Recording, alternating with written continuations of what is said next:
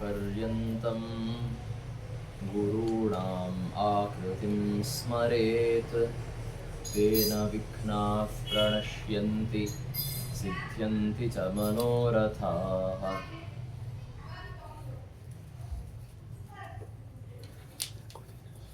वन्दे वन्द्यं विधिशिवमहेन्द्रादिवृन्दारकेन्द्रैः व्यक्तं व्याप्तं स्वगुणगणतो देशतः कालतश्च धूतावद्यं सुखचितिमयैर्मङ्गलैर्युक्तमङ्गैः सानाथ्यं नो विदधदधिकं ब्रह्मनारायणाख्यम् जयत्यजो क्षीणसुखात्मबिम्बः स्वैश्वर्यकान्तिप्रततः सदोदितः स्वभक्तसन्तापदुरिष्टहन्ता रामावतारो हरिरीशचन्द्रमाः महाव्याकरणाम्भोधि मन्थमानसमन्दरम् कवयन्तं रामकीर्त्या हनूमन्तमुपास्महे स्वान्तस्थानन्तशय्याय पूर्णज्ञानरसार्णसे उत्तुङ्गवाक्तरङ्गाय मध्वदुग्धाब्धये नमः। अस्मद्गुरुसमारम्भां टीकाकृत्पादमध्यगाम् श्रीमदाचार्यपर्यन्तां वन्दे गुरुपरम्पराम्। श्रीगुरुभ्यो नमः। हरिः ओम्।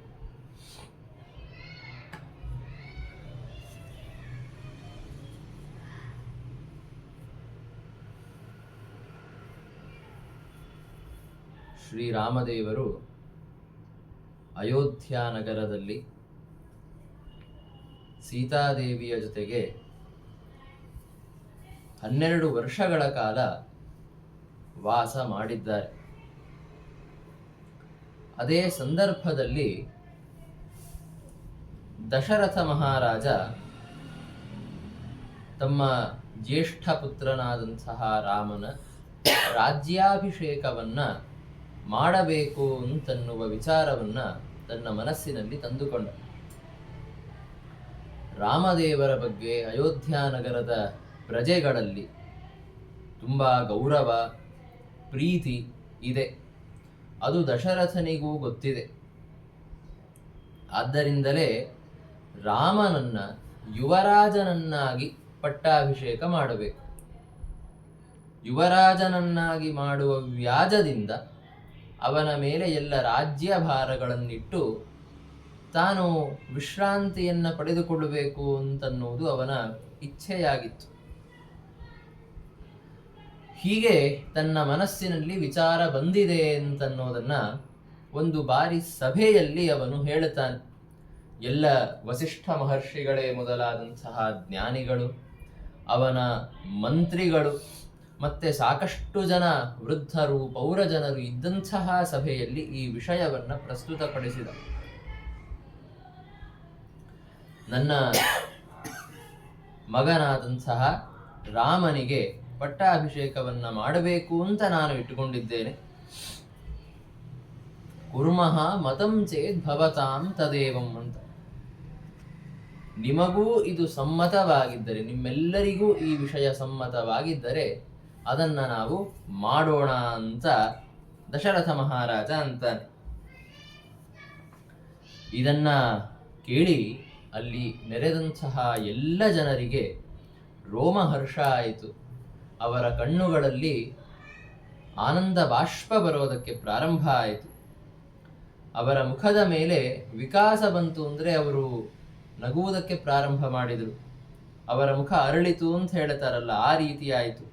ಮತ್ತೆ ಸಾಧು ಸಾಧು ಅಂತ ಅವರೆಲ್ಲರೂ ಒಂದೇ ನುಡಿಯಿಂದ ಹೇಳಿದರು. ಅಂದರೆ ಅವರೆಲ್ಲರೂ ಸೇರಿ ರಾಮದೇವರ ರಾಜ್ಯಾಭಿಷೇಕವನ್ನ ಅನುಮೋದನ ಮಾಡಿದ್ದಾರೆ. ಇದನ್ನೆಲ್ಲ ಕೇಳಿ ಅಲ್ಲಿ ನೆರೆದಂತಹ ವೃದ್ಧರು ಮಾತನಾಡಿದರಂತೆ. ಪುರದ ಎಲ್ಲ ಜನರಿಗೆ ರಾಮದೇವರ ರಾಜ್ಯಾಭಿಷೇಕ ಸಮ್ಮತವಾಗಿದೆ ಅಂತನ್ನುವುದನ್ನು ತಿಳಿದುಕೊಂಡು ಅಲ್ಲಿ ನೆರೆದಂತಹ ವೃದ್ಧರು ಮಾತನಾಡಿದರು. ಎಲ್ಲ ಪೌರಜನರ ಪರವಾಗಿ ರಾಮನನ್ನ ವರ್ಣನೆ ಮಾಡುತ್ತಾರೆ ಅವರು.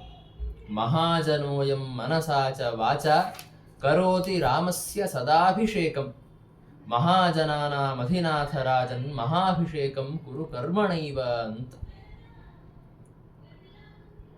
ಈ ಎಲ್ಲ ಜನರು, ನಮ್ಮ ರಾಜ್ಯದ ಜನರೇನಿದ್ದಾರೆ, ಅವರು ಯಾವಾಗಲೂ ರಾಮನಿಗೆ ಅಭಿಷೇಕವನ್ನ ಮಾಡುತ್ತಾನೆ ಇದ್ದಾರೆ.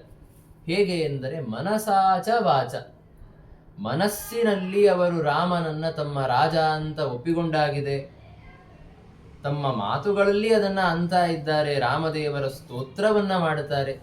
ಹೀಗಾಗಿ ಇವರೆಲ್ಲರೂ ರಾಮದೇವರನ್ನ ಈಗಾಗಲೇ ರಾಜ ಅಂತ ಒಪ್ಪಿಕೊಂಡಾಗಿದೆ.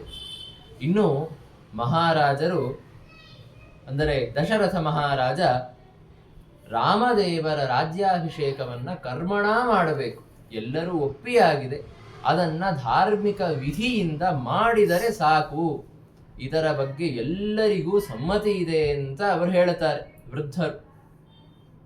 ಜೊತೆಗೆ ರಾಮದೇವರು ಎಷ್ಟು ಪ್ರೀತ್ಯಾಸ್ಪದರು ಅಯೋಧ್ಯೆಯ ಪ್ರಜೆಗಳಿಗೆ ಅಂತನ್ನೋದನ್ನ ಹೇಳುತ್ತಾರೆ. ನೈಸರ್ಗಿಕೈರೇವ ಗುಣೈರಗಣ್ಯೈ ಪ್ರಜಾಪತೆ ತೇ ತನಯಃ ಪ್ರಜಾನಾಂ ಮನಾಂಸ್ಯುಪಾಕರ್ಷತಿ ಸತ್ವಭಾಜಾಂ ಅಯಾಂಸ್ಯಯಸ್ಕಾಂತ ಇವ ಸ್ವಗೋಭಿಃ ಅಂತ. ರಾಮದೇವರಲ್ಲಿ ನೈಸರ್ಗಿಕವಾಗಿ ಅಗಣ್ಯ ಗುಣಗಳಿವೆ. ನೈಸರ್ಗಿಕವಾಗಿ ಇವೆ ಎಂದರೆ ಅವರಲ್ಲಿ ಸ್ವಾಭಾವಿಕವಾಗಿ ಆ ಗುಣಗಳಿವೆ.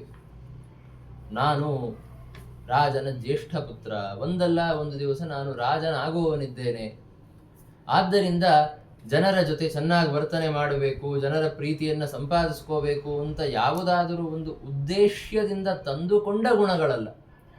ನೈಸರ್ಗಿಕವಾಗಿ ಅವರಲ್ಲಿ ಸ್ವಾಭಾವಿಕವಾಗಿ ಆ ಒಳ್ಳೆಯ ಗುಣಗಳಿವೆ. ಜನರನ್ನ ಆಕರ್ಷಣೆ ಮಾಡುವಂತಹ ಸದ್ಗುಣಗಳು ರಾಮನಲ್ಲಿ ಇವೆ. ಅದರ ವರ್ಣನೆಯನ್ನ ಮಾಡುತ್ತಾರೆ. ವಾಲ್ಮೀಕಿ ರಾಮಾಯಣದಲ್ಲೂ ಇದರ ಬಗ್ಗೆ ಕೆಲವು ಮಾತುಗಳನ್ನು ಕೇಳುತ್ತೇವೆ ನಾವು. ಸಚ ನಿತ್ಯಂ ಪ್ರಶಾಂತಾತ್ಮ ಮೃದು ಪೂರ್ವಂ ಚ ಭಾಷತೆ ಉಚ್ಯಮಾನೋಪಿ ಪರುಷಂ ನೋತ್ತರಂ ಪ್ರತಿಪದ್ಯತೆ ಅಂತ. ರಾಮದೇವರು ಅಯೋಧ್ಯ ಪಟ್ಟಣದ ರಾಜಕುಮಾರರಾಗಿದ್ದರೂ ಕೂಡ ನಿತ್ಯಂ ಪ್ರಶಾಂತಾತ್ಮ, ಯಾವಾಗಲೂ ಶಾಂತರಾಗಿರ್ತಿದ್ರು. ಮತ್ತೆ ಮೃದು ಪೂರ್ವಂ ಚ ಭಾಷತೆ, ಮೃದುವಾಗಿ ಮಾತಾಡ್ತಾ ಇದ್ರು. ಜೊತೆಗೆ ಪೂರ್ವಂ ಚ ಭಾಷತೆ, ಮೊದಲಿಗೆ ಮಾತಾಡ್ತಾ ಇದ್ರು. ಅವನು ಬರಲಿ, ನನ್ನ ಜೊತೆ ಮಾತಾಡಲಿ, ಆಮೇಲೆ ನೋಡೋಣ ಮಾತಾಡಬೇಕೋ ಬೇಡೋ ವಿಚಾರ ಮಾಡೋಣ ಅಂತ ಹಾಗಲ್ಲ. ಪೂರ್ವಂ ಭಾಷತೆ, ತಾವೇ ಮಾತಾಡ್ತಾ ಇದ್ರು. ಜೊತೆಗೆ ಮೃದು ಭಾಷತೆ, ಯಾರಾದರೂ ಮಾತಾಡಲಿಲ್ಲ ಅಂದ್ರೆ ಅವರ ಮುಂದೆ ಹೋಗಿ ಯಾಕೆ ಮಾತಾಡಲಿಲ್ಲ ಅಂತ ಅವರ ಮೇಲೆ ಸಿಟ್ಟು ಮಾಡೋದಲ್ಲ. ಮೃದು ಭಾಷತೆ, ಆರಾಮಾಗಿ ತಾವೇ ಮೊದಲಿಗೆ ಹೋಗಿ ಮಾತಾಡ್ತಾ ಇದ್ರು. ಮತ್ತೆ ಉಚ್ಯಮಾನೋಪಿ ಪರುಷಂ ನೋತ್ತರಂ ಪ್ರತಿಪದ್ಯತೆ, ಯಾರಾದರೂ ಸ್ವಲ್ಪ ಪರುಷ ಶಬ್ದಗಳನ್ನ ಆಡಿದರೆ, ಸ್ವಲ್ಪ ಕಠೋರವಾದ ಶಬ್ದಗಳನ್ನ ಆಡಿದರೆ ಅದಕ್ಕೆ ಇನ್ನೂ ಕಠೋರವಾಗಿ ಉತ್ತರ ಕೊಟ್ಟು ಸಿಟ್ಟು ಮಾಡಿಕೊಂಡು ಹಾಗೆ ಎಂದೂ ಮಾಡುತ್ತಾ ಇರಲಿಲ್ಲ. ನೋತ್ತರಂ ಪ್ರತಿಪದ್ಯತೆ, ಸುಮ್ಮನೆ ಇರ್ತಾ ಇದ್ರು. ಕದಾಚಿದ್ ಉಪಕಾರೇಣ ಕೃತೆ ನೈಕೇನ ತುಷ್ಯತಿ ನ ಸ್ಮರತ್ಯಪಕಾರಾಣಾಂ ಶತಮಪ್ಯಾತ್ಮವತ್ತಯ. ಯಾರಾದರೂ ಒಬ್ರು ಒಂದು ಉಪಕಾರವನ್ನ ಮಾಡಿದರೆ ಸಾಕು, ಅದರಿಂದ ಸಂತುಷ್ಟರಾಗುತ್ತಾರೆ. ಒಂದು ಉಪಕಾರವನ್ನ ಯಾವಾಗಲೂ ಮಾಡಿದ ಒಂದು ಉಪಕಾರದಿಂದ ಅವರು ಸದಾಕಾಲ ಆ ವ್ಯಕ್ತಿಯ ಮೇಲೆ ಸಂತುಷ್ಟರಾಗಿರ್ತಾರೆ.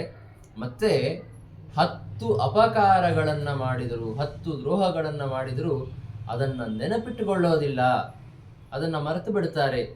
ಈ ರೀತಿಯ ಒಂದು ಅತ್ಯುತ್ಕೃಷ್ಟವಾದಂತಹ ಸ್ವಭಾವ ಶ್ರೀರಾಮದೇವರದಾಗಿತ್ತು ಅಂತ ವಾಲ್ಮೀಕಿ ರಾಮಾಯಣದಲ್ಲಿ ಇದೇ ಪ್ರಸಂಗದಲ್ಲಿ ವರ್ಣನೆ ಮಾಡುತ್ತಾರೆ. ಹೀಗೆ ಈ ತರಹದ ಒಬ್ಬ ವ್ಯಕ್ತಿ ಪ್ರಜೆಗಳಿಗೆ ಅತ್ಯಂತ ಅಭೀಷ್ಟನಾಗಿದ್ದಾನೆ. ಅವರು ಇವನನ್ನ ತಮ್ಮ ರಾಜ, ತಮ್ಮ ಸ್ವಾಮಿ ಅಂತ ಒಪ್ಪಿಕೊಂಡಿದ್ದಾರೆ ಅಂತ ಎಲ್ಲ ವೃದ್ಧರು ಹೇಳ್ತಾರೆ. ಆಮೇಲೆ ರಾಮದೇವರ ಗುಣಗಳು ಎಂಥದ್ದು ಅಂತಂದ್ರೆ ಅದರ ಬಗ್ಗೆ ಒಂದು ವರ್ಣನೆಯನ್ನ ಮಾಡುತ್ತಾರೆ. ಕಾಮಃ ಸ್ವಕಾಂತಿ ಪರಿಶಾಂತಿ ಮಿಂದು ಪ್ರಭಾಂ ಪ್ರಭಾಕೃತ್ ಧನಿತಾಂ ಧನೇಶಃ ಕ್ಷಮಾಂ ಕ್ಷಮೇಯಂ ರಘುವಂಶಕೇತೋ ದೃಷ್ಟ್ವಾ ಗುಣಾನ್ ಸ್ವಾನನುಶಿಕ್ಷಯಂತಿ ಅಂತ.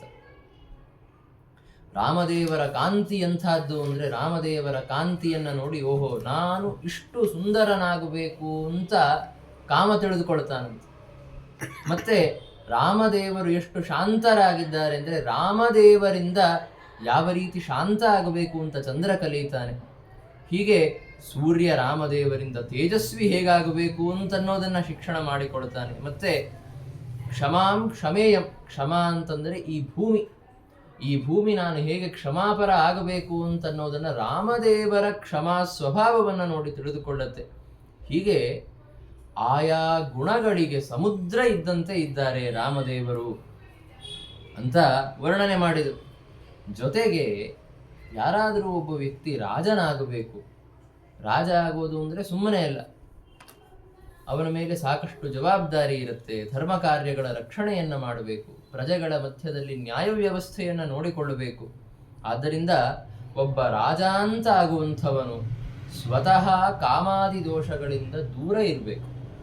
ಅವನಲ್ಲಿಯೇ ಸಾಕಷ್ಟು ಕಾಮ, ಅಸೂಯೆ, ಅಹಂಕಾರ ಇತ್ತು ಅಂತಂದರೆ ಅವನು ಒಳ್ಳೆಯ ನಾಯಕ ಆಗಲಿಕ್ಕೆ ಸಾಧ್ಯ ಇಲ್ಲ. ಆದರೆ ರಾಮದೇವರಲ್ಲಿ ಯಾವುದೇ ಕಾಮಾದಿ ದೋಷಗಳು ಇಲ್ಲ ಅಂತ ಹೇಳ್ತಾರೆ.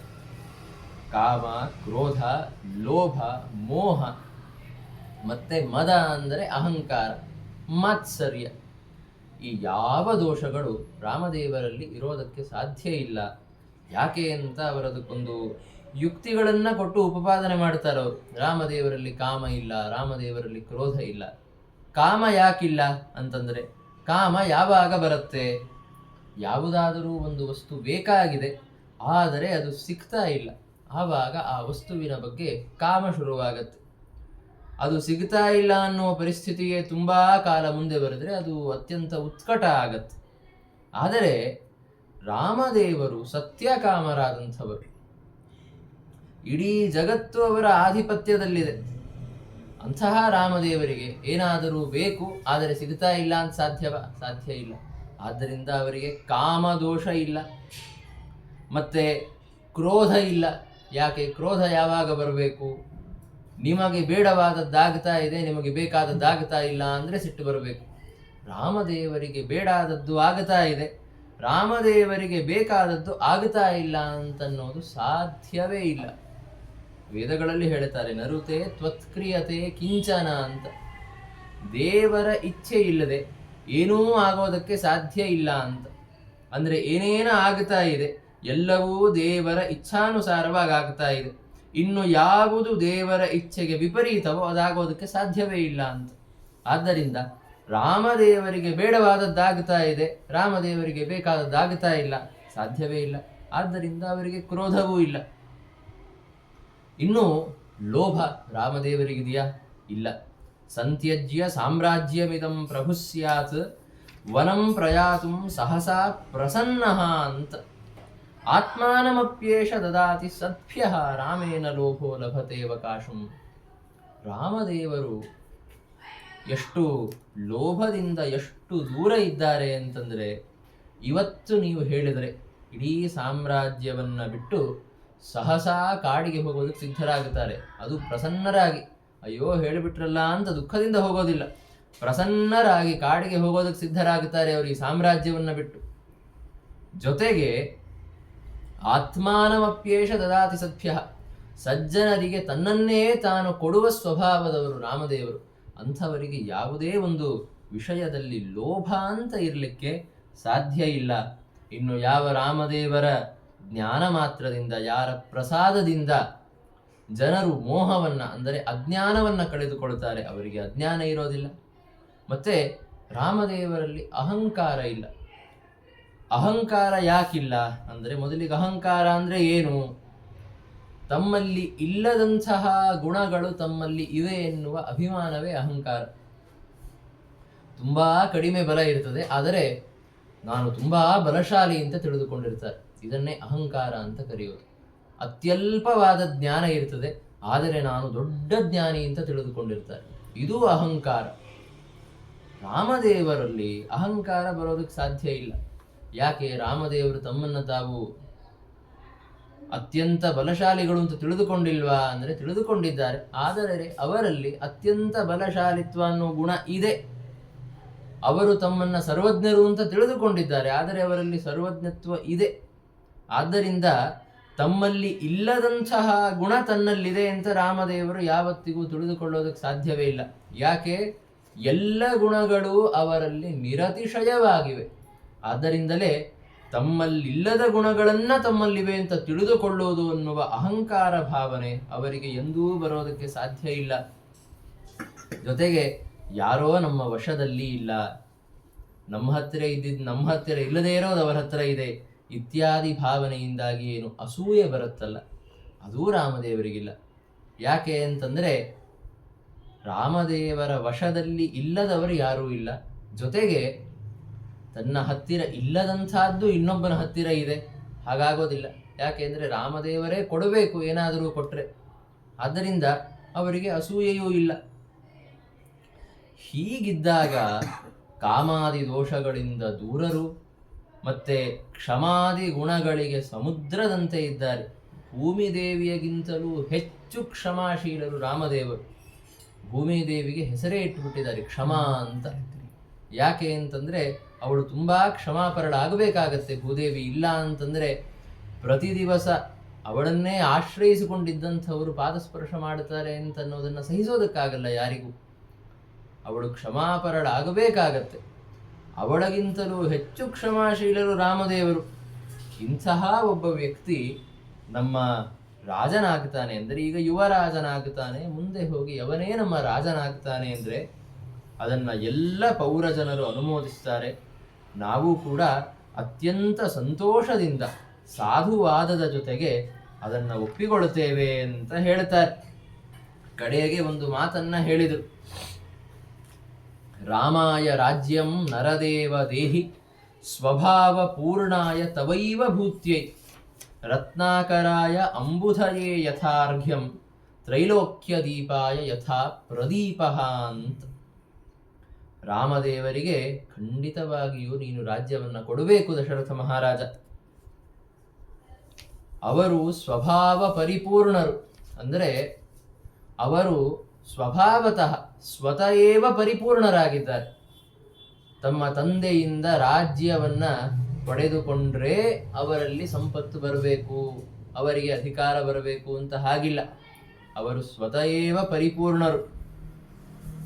ಮತ್ತೆ ರಾಜ್ಯ ಯಾಕೆ ಕೊಡಬೇಕು ಅಂದರೆ ತವೈವ ಭೂತ್ಯೈ, ನಿನಗೆ ಭೂತಿ ಅಂದರೆ ಮಂಗಲ ಆಗಬೇಕು ಅಂತ ನೀನು ಕೊಡಬೇಕಷ್ಟೆ.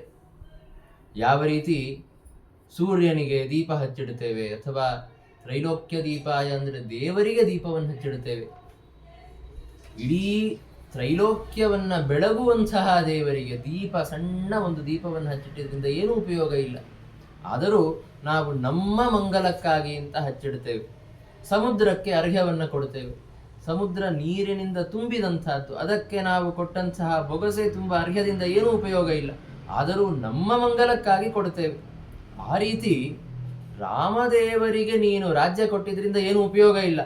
ಆದರೆ ನಮ್ಮ ಮಂಗಲಕ್ಕಾಗಿ, ಮಹಾರಾಜ ನಿನ್ನ ಮಂಗಲಕ್ಕಾಗಿ ಅಂತ ರಾಮನಿಗೆ ರಾಜ್ಯವನ್ನು ನೀನು ಕೊಡಬೇಕು ಅಂತ ಎಲ್ಲರೂ ಆಗ್ರಹಪೂರ್ವಕವಾಗಿಯೇ ಹೇಳುವಂತೆ ಹೇಳಿದರು.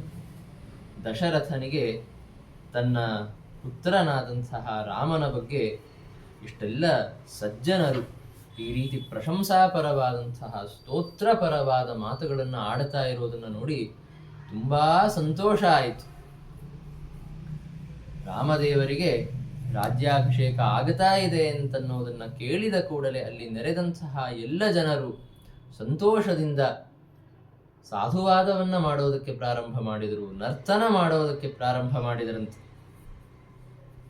ಆವಾಗ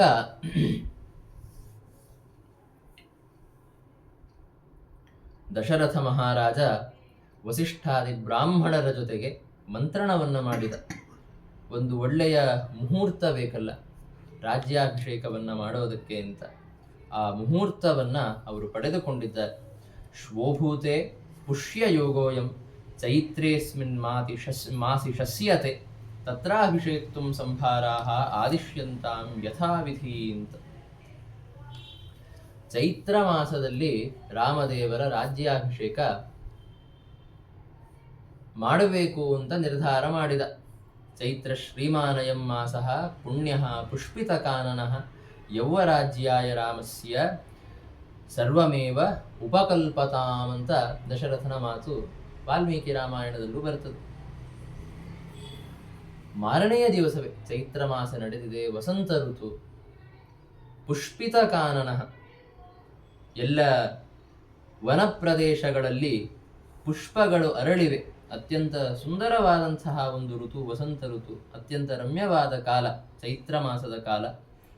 ಇದೇ ಕಾಲದಲ್ಲಿ ಮಾರನೆಯ ದಿವಸ ಪುಷ್ಯ ಯೋಗ ಇದೆ, ಪುಷ್ಯ ನಕ್ಷತ್ರ ಇದೆ. ಆ ಮುಹೂರ್ತದಲ್ಲಿ ಮಾರನೆಯ ದಿವಸ ಬೆಳಗ್ಗೆ ಪ್ರಭಾತ ಕಾಲದಲ್ಲಿಯೇ ಆ ಯೋಗ ಇತ್ತು, ಸೂರ್ಯೋದಯ ಕಾಲದಲ್ಲಿಯೇ ಆ ಯೋಗ ಇತ್ತು. ಆ ಮುಹೂರ್ತದಲ್ಲಿ ನಾವು ರಾಮನ ರಾಜ್ಯಾಭಿಷೇಕವನ್ನ ಮಾಡೋಣ, ರಾಜ್ಯಾಭಿಷೇಕಕ್ಕೆ ಬೇಕಾದ ಎಲ್ಲ ವ್ಯವಸ್ಥೆಗಳನ್ನ ಮಾಡಿಕೊಳ್ಳಿ ಅಂತ ದಶರಥ ಮಹಾರಾಜ ಪ್ರಾರ್ಥನೆ ಮಾಡ್ತಾನೆ ವಸಿಷ್ಠಾದಿ ಮಹರ್ಷಿಗಳಲ್ಲಿ. ಆವಾಗ ದಶರಥನ ಮಾತನ್ನ ಕೇಳಿ ವಸಿಷ್ಠ ಮಹರ್ಷಿಗಳು ಅಭಿಷೇಕಕ್ಕೆ ಬೇಕಾದಂತಹ ಎಲ್ಲ ಪದಾರ್ಥಗಳನ್ನು ಸಿದ್ಧಪಡಿಸಿಕೊಳ್ಳೋದಕ್ಕೆ ಪ್ರಾರಂಭ ಮಾಡಿದರು ಅಂತ ನಾವು ಕೇಳುತ್ತೇವೆ. ವಸ್ತ್ರಗಳನ್ನು ತರಿಸಿದರು, ಔಷಧಗಳನ್ನು ತರಿಸಿದರು, ಮತ್ತೆ ಕುಂಭಗಳನ್ನು, ಅಭಿಷೇಕಕ್ಕಾಗಿ ಅಂತ ಹಿರಣ್ಯಮಯವಾದಂತಹ ಕುಂಭಗಳನ್ನು ತರಿಸಿದ್ರಂತೆ. ವಸಿಷ್ಠರ ಆಜ್ಞೆಯಂತೆ ಎಲ್ಲ ಸೇವಕರು ಈ ಪದಾರ್ಥಗಳನ್ನು ಸಿದ್ಧಪಡಿಸಿದರು. ಅಷ್ಟರಲ್ಲಿ ರಾಮದೇವರ ರಾಜ್ಯಾಭಿಷೇಕದ ತಯಾರಿ ಪ್ರಾರಂಭ ಆಗೋಯಿತು. ಇನ್ನು ರಾಮದೇವರಿಗೆ ಗೊತ್ತಾಗಿಲ್ಲ ನನ್ನ ರಾಜ್ಯಾಭಿಷೇಕ ಆಗೋದಿದೆ ಮಾರನೇ ದಿವಸ ಅಂತ. ದಶರಥ ಸುಮಂತ್ರನನ್ನ, ತನ್ನ ಮಂತ್ರಿಯನ್ನ ಹೇಳಿ ಕಳಿಸಿದ, ರಾಮದೇವರನ್ನ ಹೋಗಿ ಕರೆದುಕೊಂಡು ಬಾ ಅಂತ. ಆಗಲಿ ಅಂತ ಅವನು ರಾಮದೇವರ ಅರಮನೆಗೆ ಹೋಗಿ ಅವರಿಗೆ ದಶರಥನ ಸಂದೇಶವನ್ನ ಮುಟ್ಟಿಸಿದ. ನಿಮ್ಮ ತಂದೆ ನಿಮ್ಮನ್ನ ತಮ್ಮ ಅರಮನೆಗೆ ಕರೀತಾ ಇದ್ದಾರೆ ಅಂತ. ಆಗಲಿ ಅಂತ ಪರಮಾತ್ಮ ತನ್ನ ರಥವನ್ನ ಏರಿಕೊಂಡು ದಶರಥನ ಅರಮನೆಯ ಕಡೆಗೆ ಹೊರಟಿದ್ದಾನೆ. ಹೋಗಬೇಕಾದರೆ ರಾಮದೇವರ ವರ್ಣನೆಯನ್ನ ಮಾಡುತ್ತಾರೆ. ಅದ್ಭುತವಾದಂತಹ ಒಂದು ರೂಪ ರಾಮದೇವರದ್ದು. ಇಂದೀವರೋದರ ಪ್ರಖ್ಯಂ ಅಂತ. ಇಂದೀವರ ಅಂದರೆ ನೈದಿಲೆ, ನೀಲ ಬಣ್ಣದ ಕಮಲ. ಅದರ ಉದರ ಭಾಗದಂತೆ ಮೈಬಣ್ಣವನ್ನ ಹೊಂದಿದಂಥವರು. ಮತ್ತೆ ಮಾತಂಗ ಗಾಮಿನಂ, ಗಜರಾಜನಂತೆ ಅತ್ಯಂತ ರಮ್ಯವಾದ ಗಂಭೀರವಾದಂತಹ ಗಮನ, ಪದ್ಮಪತ್ರಗಳಂತೆ ಇರುವಂತಹ ಕಣ್ಣುಗಳು. ಮತ್ತೆ ಸುತ್ತಮುತ್ತಲೂ ಇದ್ದಂತಹ ಜನ ಯಾರು ರಾಮದೇವರನ್ನ ನೋಡ್ತಾ ಇದ್ರು, ರಥದ ಮೇಲೆ ಕುಳಿತುಕೊಂಡು ಅವರು ಹೋಗಬೇಕಾದ್ರೆ ರಾಮದೇವರನ್ನ ನೋಡ್ತಾ ಇದ್ರು, ಮತ್ತೆ ರಾಮದೇವರಿಗೆ ಜಯವಾಗಲಿ ಅಂತ ಕೂಗುತ್ತಾ ಇದ್ರು. ಅವರಿಗೆ ಅಪಾಂಗೈಹಿ ಮಂಗಲಕೃತಂ, ಕೇವಲ ತಮ್ಮ ನೋಟದಿಂದ ಅವರನ್ನ ನೋಡಿ ಅವರಿಗೆ ಮಂಗಲವನ್ನ ಮಾಡ್ತಾ ಇದ್ರಂತೆ ರಾಮದೇವರು. ಅಂತಹ ಒಂದು ವೈಭವೋಪೇತವಾದಂತಹ ಪ್ರಯಾಣವನ್ನ ಮಾಡಿಕೊಂಡು ತಮ್ಮ ರಥದ ಮೇಲೆ ಪರಮಾತ್ಮ ದಶರಥನ ಮನೆಗೆ ಬಂದಿದ್ದಾನೆ. ಈ ಕಡೆ ದಶರಥ ತನ್ನ ರಾಜಭವನದ ಪ್ರಾಸಾದದ ಮೇಲೆ, ಪ್ರಾಸಾದ ಅಂದ್ರೆ ಬಾಲ್ಕನಿ ಅಂತ ಏನು ಕರೀತೇವೆ, ಅದರ ಮೇಲೆ ನಿಂತುಕೊಂಡು ರಾಮದೇವರ ಆಗಮನವನ್ನ ನೋಡುತ್ತಾ ಇದ್ದ. ನರಾಜ್ಞೋ ತೃಪ್ಯತಾಂ ನಾಮ ನಯನೇ ನಲಿನಾಯಿತೆ, ರಾಮ ಲಾವಣ್ಯ ಪೀಯೂಷಂ ಪಾಯಂ ಪಾಯಂ ಸುದುರ್ಲಭಂ ಅಂತ. ರಾಮದೇವರ ಈ ಒಂದು ರಮ್ಯವಾದಂತಹ ಆಗಮನವನ್ನ, ಅವರ ವೈಭವವನ್ನ, ಅವರ ಸೌಂದರ್ಯವನ್ನ ನೋಡ್ತಾ ನೋಡ್ತಾ ಆ ದಶರಥ ಮಹಾರಾಜನ ನೇತ್ರಗಳಿಗೆ ತೃಪ್ತಿನೇ ಆಗುತ್ತಾ ಇಲ್ಲ, ನೋಡ್ತಾನೇ ಇದ್ದಾನೆ. ತನ್ನ ಎಲ್ಲ ಸಾಮಂತ ರಾಜರ ಜೊತೆಗೆ ನಿಂತುಕೊಂಡು ರಾಮದೇವರು ಬರ್ತಾ ಇರೋದರ ಪ್ರತೀಕ್ಷೆಯನ್ನ ಮಾಡುತ್ತಾ ಇದ್ದ. ಭಗವಂತ ತನ್ನ ರಥದಿಂದ ಇಳಿದು ದಶರಥನ ಹತ್ತಿರ ಬರ್ತಾನೆ. ದಶರಥನ ಹತ್ತಿರ ಬಂದ ಕೂಡಲೇ ಪ್ರಣಾಮವನ್ನ ಮಾಡಿದ. ದಶರಥನಿಗೆ ಬಗ್ಗೆ ಪ್ರಣಾಮವನ್ನ ಮಾಡಿದ. ಒಂದು ಕ್ರಮ ಏನಿರ್ತದೆ, ಸಣ್ಣವರು ಕಿರಿಯರು ಬಂದು ಪ್ರಣಾಮ ಮಾಡಿದಾಗ ಅವರಿಗೆ ಆಶೀರ್ವಾದವನ್ನ ಮಾಡಿ, ಅವರು ಎದ್ದ ಮೇಲೆ ಅವರನ್ನ ಆಲಿಂಗನ ಮಾಡಿಕೊಂಡು ಬರಮಾಡಿಕೊಳ್ಳೋದು ಅಂತ ಹೀಗೊಂದು ಕ್ರಮ ಇರ್ತದೆ. ಆದರೆ ದಶರಥ ಎಷ್ಟು ಸಂತೋಷದಲ್ಲಿದ್ದ, ಎಷ್ಟು ಉತ್ಸಾಹದಲ್ಲಿದ್ದ ಅಂದರೆ, ರಾಮದೇವರು ಬಂದು ಪ್ರಣಾಮವನ್ನ ಮಾಡಿದ ಕೂಡಲೇ ಕ್ರಮದ ಪ್ರಕಾರ ಆಶೀರ್ವಾದವನ್ನ ಮಾಡಲಿಲ್ಲ ಅವನು. ತತ್ಕ್ಷಣ ತಾನೂ ಬಗ್ಗಿ ಅವರನ್ನ ಹಿಡಿದುಕೊಂಡು ಎಬ್ಬಿಸಿ ಅವರನ್ನ ಆಲಿಂಗನ ಮಾಡಿಕೊಳ್ತಾನೆ. ಆಲಿಂಗನ ಮಾಡಿಕೊಂಡು ಆನಂದ ಬಾಷ್ಪಗಳನ್ನು ಸುರಿಸೋದಕ್ಕೆ ಪ್ರಾರಂಭ ಮಾಡಿದ. ತದೈವ ಆನಂದಜೈಹಿ ಬಾಷ್ಪೈಹಿ ಅಭಿಷಿಂಚನ್ ನೃಪಸ್ಸುತಂ ಸಾರ್ವಭೌಮೋ ಭವೇತ್ಯುಕ್ತ ಕೃತಕೃತ್ಯೋ ಭವಧ್ರುವಂ ಅಂತ. ರಾಮನನ್ನ ಆಲಿಂಗನವನ್ನ ಮಾಡಿಕೊಂಡಾಗ ಆನಂದ ಬಾಷ್ಪಗಳು ಅವನ ಕಣ್ಣಿನಿಂದ ಬೀಳೋದಕ್ಕೆ ಪ್ರಾರಂಭ ಆಯಿತು. ದಶರಥನ ಕಣ್ಣಿನಿಂದ ಬೀಳುತ್ತಾ ಇದ್ದಂತಹ ಆನಂದ ಬಾಷ್ಪಗಳು ರಾಮದೇವರ ಮೇಲೆ ಬಿದ್ದು ಅದನ್ನ ವರ್ಣನೆ ಮಾಡ್ತಾರೆ. ಏನು ಅಂದರೆ, ದಶರಥ ಮಹಾರಾಜ ಆಗಲೇ ತನ್ನ ಆನಂದ ಬಾಷ್ಪಗಳಿಂದ, ತಮ್ಮ ಕಣ್ಣೀರಿನಿಂದ ರಾಮದೇವರಿಗೆ ಅಭಿಷೇಕವನ್ನ ಮಾಡ್ತಾ ಸಾರ್ವಭೌಮೋ ಭವ ಅಂತ ಆಶೀರ್ವಾದವನ್ನ ಮಾಡಿದ. ಸಾರ್ವಭೌಮನಾಗು ನೀನು ಅಂತ ಆಶೀರ್ವಾದವನ್ನ ಮಾಡಿ ಅವನು ಕೃತಕೃತ್ಯನಾಗಿದ್ದಾನೆ. ಆಮೇಲೆ ರಾಮನನ್ನ ಕರೆದುಕೊಂಡು ಹೋಗಿ ಒಂದು ಆಸನದಲ್ಲಿ ಕೂಡುವಂತ ಆದೇಶ ಮಾಡಿದ್ದಾನೆ. ರಾಮದೇವರು ಕುಳಿತುಕೊಂಡಿದ್ದಾರೆ. ಆಮೇಲೆ ತಾನೂ ಆಸೀನನಾಗಿ ರಾಮದೇವರಿಗೆ ರಾಜ್ಯಾಭಿಷೇಕದ ಬಗ್ಗೆ ಹೇಳುತ್ತಾನೆ. ಯೌವರಾಜ್ಯ ಛಲೇನತ್ವಾಂ ಸಾಮ್ರಾಜ್ಯೇ ಸದ್ಗುಣಾನ್ವಿತಂ ಅಭಿಷೇಕ್ಷ್ಯಾಮಿ ವತ್ಸಾಹಂ ಅನುಮೋದಸ್ವ ಕರ್ಮತತ್ ಅಂತ. ನಿನಗೆ ಸದ್ಯಕ್ಕೆ ಯುವರಾಜ ಪಟ್ಟವನ್ನ ಕೊಡ್ತಾ ಇದ್ದೇನೆ. ದಶರಥ ಮಹಾರಾಜನೇ ಈಗೂ ರಾಜ ಅಂತ ಇರ್ತಾನೆ, ಆದರೆ ಯುವರಾಜ ಪಟ್ಟವನ್ನ ರಾಮದೇವರಿಗೆ ಕೊಟ್ಟು ಯೌವರಾಜ್ಯವನ್ನ ಕೊಡುವ, ಯುವರಾಜ ಪದವಿಯನ್ನ ಕೊಡುವ ನೆಪದಿಂದ ಸಾಮ್ರಾಜ್ಯವನ್ನ ನಿನಗೆ ಒಪ್ಪಿಸಿ ನಾನು ವಿಶ್ರಾಂತಿಯನ್ನ ಪಡೆಯಬೇಕು ಅಂತ ಇದ್ದೇನೆ. ಆದ್ದರಿಂದ ಈ ಒಂದು ಕಾರ್ಯವನ್ನ ನೀನು ಅನುಮೋದನ ಮಾಡು. ಈ ಸಾಮ್ರಾಜ್ಯದ ಭಾರವನ್ನ ವಹಿಸುವುದಕ್ಕೆ ನೀನು ಸಮರ್ಥನಾಗಿದ್ದೀಯ, ಯುವಕನಿದ್ದೀಯ. ನಿನಗೆ ಸಾಮ್ರಾಜ್ಯವನ್ನ ಕೊಟ್ಟು ನಾನಿನ್ನು ವಿಶ್ರಾಂತಿಯನ್ನ ಪಡೆದುಕೊಳ್ಳುತ್ತೇನೆ. ವಿಶ್ರಮಿಷ್ಯಾಮಿ ನಂದನ, ನಾನಿನ್ನ ವಿಶ್ರಾಂತಿ ಪಡೆದುಕೊಳ್ಳುತ್ತೇನಪ್ಪ ಅಂತ ದಶರಥ ಮಹಾರಾಜ ಹೇಳುತ್ತಾನೆ. ಇದನ್ನ ಕೇಳಿ ರಾಮದೇವರಂದ್ರು ಆಗಲಿ, ಬಾಢಂ ಆಗಲಿ ಅಂತ ಒಪ್ಪಿಕೊಂಡ್ರು. ಆಮೇಲೆ ರಾಮದೇವರು ತಮ್ಮ ಅರಮನೆಯ ಕಡೆ ಅವರು ತೆರಳಿದ್ದಾರೆ. ಅಷ್ಟರಲ್ಲಿ ದಶರಥ ಮಹಾರಾಜ ಮತ್ತೆ ರಾಮದೇವರನ್ನ ಮತ್ತೊಮ್ಮೆ ಕರೆಸಿ ಹೇಳುತ್ತಾನೆ, ನನಗೆ ಸ್ವಲ್ಪ ದುರ್ನಿಮಿತ್ತಗಳು ಮನಸ್ಸಿನಲ್ಲಿ ಬರ್ತಾ ಇವೆ, ನನಗೆ ಚಿಂತೆಯಾಗಿದೆ, ಏನೋ ಅಮಂಗಲ ಆಗೋದಿದೆ ಅಂತ ಅನಿಸ್ತಾ ಇದೆ. ಆದ್ದರಿಂದ ನೀನು ದೀಕ್ಷೆಯನ್ನ ಸ್ವೀಕಾರ ಮಾಡು. ನಿನ್ನ ಪತ್ನಿಯಾದಂತಹ ಸೀತಾದೇವಿಯ ಜೊತೆಗೆ ಈ ರಾತ್ರಿ ದೀಕ್ಷಿತನಾಗಿ ಉಪವಾಸವನ್ನ ನೀನು ಮಾಡಬೇಕು. ಎಲ್ಲ ಅಮಂಗಲ ನಿಮಿತ್ತವಾದಂತಹ ಶಕುನಗಳು ಶಾಂತವಾಗುವಂತೆ, ಎಲ್ಲ ವಿಘ್ನಗಳು ನಿವಾರಣೆಯಾಗುವಂತೆ ದೀಕ್ಷಾ ಸ್ವೀಕಾರವನ್ನ ಮಾಡಿ ಉಪವಾಸವನ್ನು ಮಾಡಬೇಕು ಅಂತ ರಾಮನಿಗೆ ಹೇಳಿದ. ಆಗಲಿ ಅಂತ ತಮ್ಮ ತಂದೆಯ ಆಜ್ಞೆಯನ್ನ ತೆಗೆದುಕೊಂಡು ಪರಮಾತ್ಮ ಕೌಸಲ್ಯಾದೇವಿಯ ಅರಮನೆಗೆ ಹೋಗ್ತಾನೆ. ಅಲ್ಲಿ ಹೋಗಿ ನೋಡಿದರೆ ಕೌಸಲ್ಯಾದೇವಿ ಶ್ರೀಮನ್ನಾರಾಯಣನ ಪೂಜೆಯನ್ನ ಮಾಡುತ್ತಾ ಇದ್ದಾಳೆ. ಅಲ್ಲಿಯ ತನಕ ಮೌನದಲ್ಲಿ ಇದ್ದು ಅವಳು. ಕೌಸಲ್ಯ ಸುಮಿತ್ರ ಇಬ್ಬರು ಒಂದೇ ಸ್ಥಾನದಲ್ಲಿ ಇದ್ದುಕೊಂಡು ಪರಮಾತ್ಮನ ಪೂಜೆಯನ್ನ ಮಾಡುತ್ತಾ ಇದ್ರು. ರಾಮದೇವರು ಬಂದ ಕೂಡಲೇ ಅವಳು ಎದ್ದು ಬಂದು ರಾಮದೇವರ ಜೊತೆಗೆ ಮಾತನಾಡುವುದಕ್ಕೆ ಪ್ರಾರಂಭ ಮಾಡುತ್ತಾಳೆ. ಈ ರಾಜ್ಯಾಭಿಷೇಕದ ಬಗ್ಗೆ ಎಲ್ಲ ವಿಷಯಗಳನ್ನು ರಾಮದೇವರು ಹೇಳಿದರು ಅವಳಿಗೆ. ಮತ್ತೆ ಈ ದೀಕ್ಷಾ ಸ್ವೀಕಾರವನ್ನ ಮಾಡಬೇಕು ಅನ್ನೋ ಅಂಶವನ್ನು ಅವರು ಹೇಳುತ್ತಾರೆ. ಆಮೇಲೆ ಕೌಸಲ್ಯಾದೇವಿಯ ಅಪ್ಪಣೆಯನ್ನು ಪಡೆದುಕೊಂಡು ಅವರು ತಮ್ಮ ಗೃಹಕ್ಕೆ ಹೋಗಿ, ಅಲ್ಲಿ ವಸಿಷ್ಠರು ಈಗಾಗಲೇ ಬಂದಿದ್ರು. ವಸಿಷ್ಠರ ಒಂದು ಮುಂದಾಳುತ್ವದಲ್ಲಿ, ಅವರ ಮಾರ್ಗದರ್ಶನದಲ್ಲಿ ದೀಕ್ಷಾ ಸ್ವೀಕಾರವನ್ನ ಮಾಡುತ್ತಾರೆ. ಆಭಿಷೇಚನಿಕೀಂ ದೀಕ್ಷಾಂ, ರಾಜ್ಯಾಭಿಷೇಕಕ್ಕೆ ಸಂಬಂಧಪಟ್ಟಂತಹ ದೀಕ್ಷೆಯನ್ನ ರಾಮದೇವರು ಸ್ವೀಕಾರ ಮಾಡಿದರು. ಮತ್ತೆ 10,000 ಗೋವುಗಳನ್ನು ಮತ್ತೆ ಹಿರಣ್ಯವನ್ನು ವಸಿಷ್ಠರಿಗೆ ದಾನ ಮಾಡಿದ್ದಾರೆ.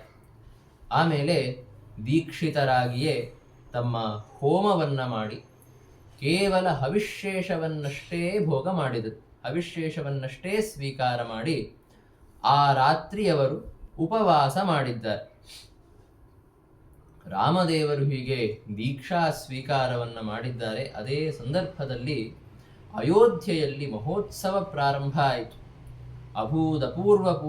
ಅಭೂತಪೂರ್ವೋಸ್ಯಾಂ ಅಯೋಧ್ಯಾಯಾಂ ಮಹೋತ್ಸವ ರಾಮಾಭಿಷೇಕ ಲೋಲಾನಾಂ ಲೋಕಾನಾಂ ವದತಾಂ ಮಿಥಃ.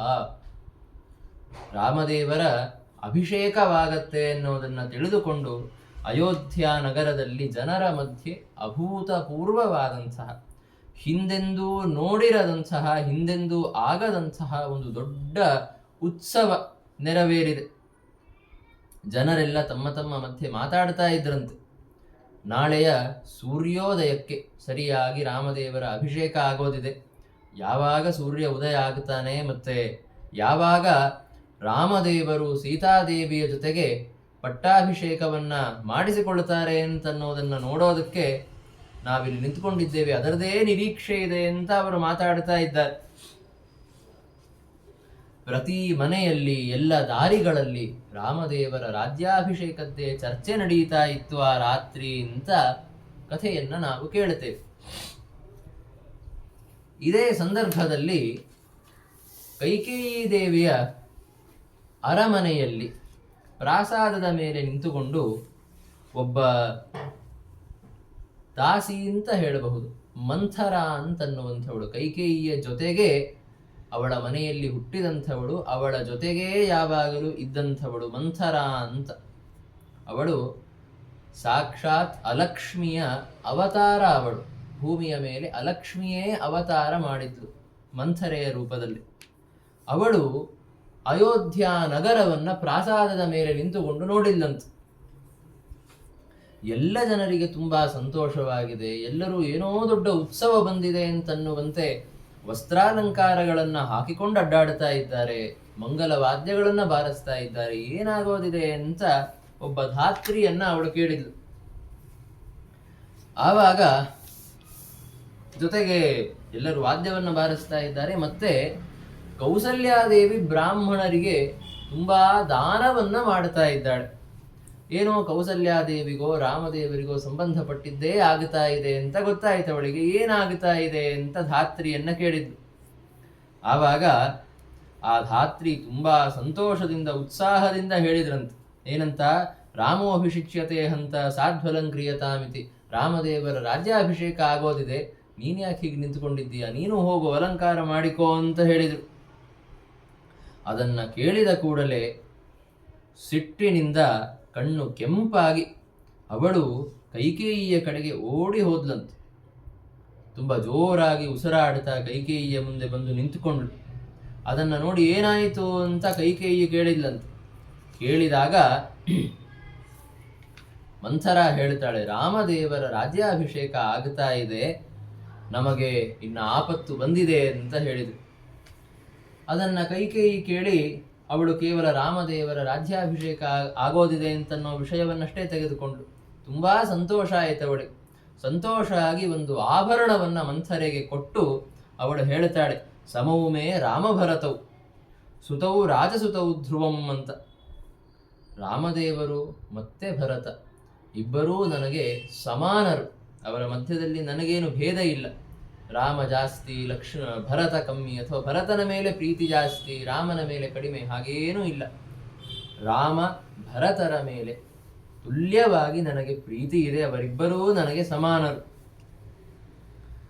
ಜೊತೆಗೆ ವದಾನ್ಯ ಲೋಕಮಾನ್ಯೋಯಂ ಜ್ಯೇಷ್ಠ ಶ್ರೇಷ್ಠೋ ನೃಪಾತ್ಮಜ ಕಥಂ ಮಯಾ ಪರಿದ್ವೇಷ್ಯ ಭಕ್ತಿಮಾನ್ ಮೈ ಮಾತೃವತ್.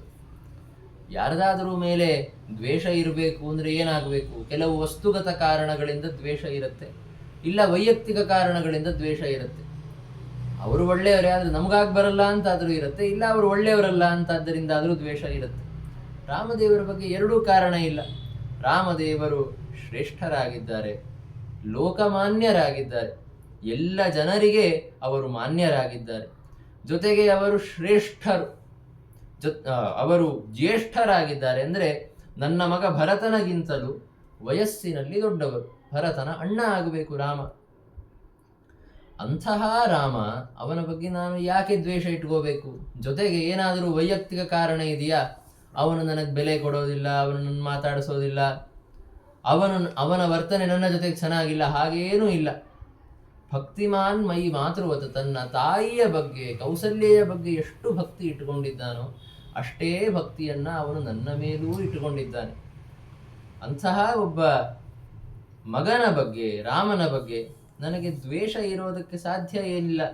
ಆದ್ದರಿಂದಲೇ ಅವನಿಗೆ ರಾಜ್ಯಾಭಿಷೇಕ ಆಗ್ತಾ ಇದೆ ಅಂದ್ರೆ ನಮಗೆ ಯಾಕೆ ಭಯ ಬಂತು ಅಂತ ಕೈಕೇಯಿ ಕೇಳಿದ್ಲು.